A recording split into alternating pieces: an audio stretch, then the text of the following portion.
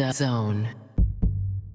Sur ce télé d'honneur, j'espère qu'ils vont donner un peu cette énergie à nos deux équipes pour qu'on puisse voir un bon match. Je me demandais s'ils allaient également les prendre par la main. Effectivement, et voilà, vous voyez un rappel des compositions du côté de l'Antwerp. On va devoir voir un petit peu. Pas de Vincent Janssen aujourd'hui. Un garçon qui est très très important avec ses buts et ses assists. Oui, il garde le ballon, il les fait jouer.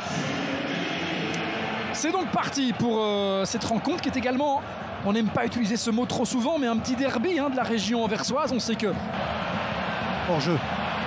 Jan Loberbach parti à la limite du hors-jeu. Le drapeau ne se lève pas. Ouattara qui peut frapper. Mais le drapeau s'est levé. Le drapeau s'est levé. Ça n'aura donc pas lieu. Juste avant cela, on va le voir ici. Oui, eh bien fait, vous avez vu. C'était Hardwell, ça, je pense, qui a fait ça. L'expérimenté. Qui le met hors jeu tout simplement, mais la frappe est... Quand on regarde le nombre de tirs et le nombre de buts en Jupiler Pro League, même si ces dernières semaines c'était un petit peu plus compliqué,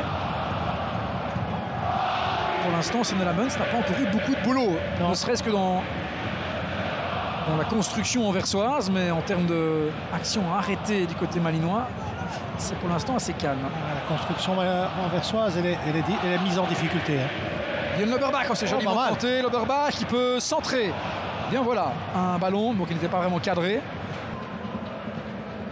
Je pense qu'une des raisons aussi pour lesquelles Beznikazi est constamment en train de bouger autour de son banc, c'est pour ne pas être frigorifié. Pas encore de tir cadré pour l'Antwerp. 3 déjà pour Malines et peut-être ici un 4e à suivre, mais sans danger pour Sonny Lamens.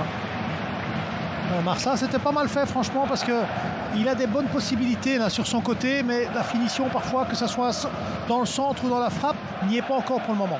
Alors, bataille avec un ballon pour Girano Kerk. Oh, ça c'est l'occasion. Twin de Wolf qui intervient bien.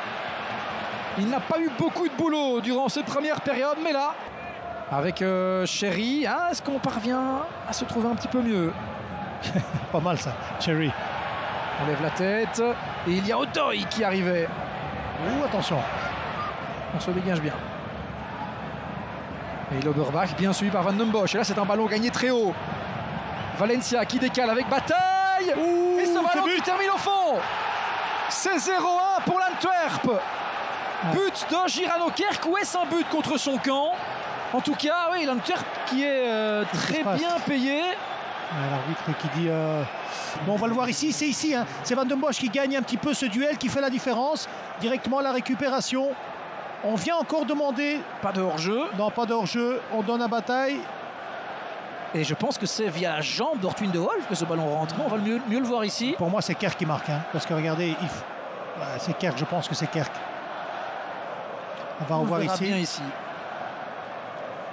Ouais, je pense que c'est tout bas, je pense. Ouais. Je pense que c'est tout bas. Puisque je pense que c'est le défenseur qui pousse cette balle.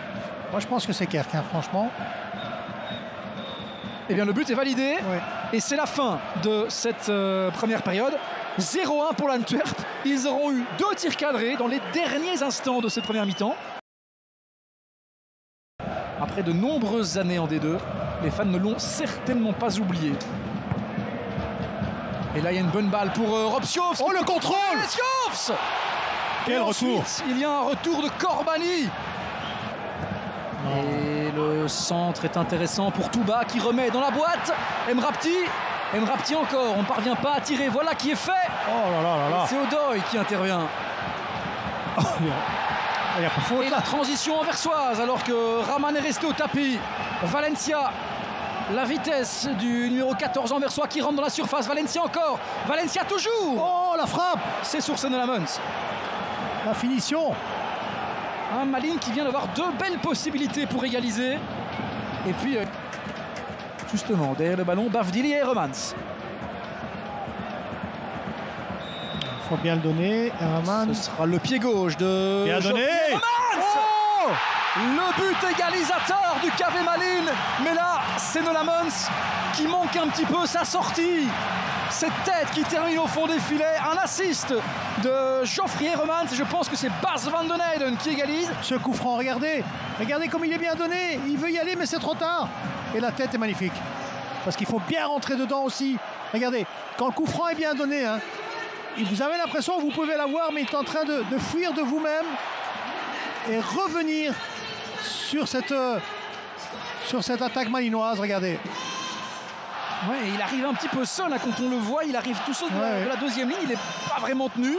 Et lancé c'est de la zone, hein, c'est de la zone. C'est quand on joue, quand une défense veut jouer haut, ceux qui viennent vers le ballon sont toujours... Du côté de l'Antwerp et de Ondrejka qui ne laisse rien du tout. Nrapti qui peut tirer sur Lamens. Ouais, c'est bien tiré et Ngoy qui suivait, donc... un contact là de Scholes, même si ça devient fatigant. Alors, encore quelques secondes, Wim Smet a le sifflet en main, en bouche même, et il siffle donc la fin de cette partie, un partout entre le KV Malines et le Royal Antwerp Football Club.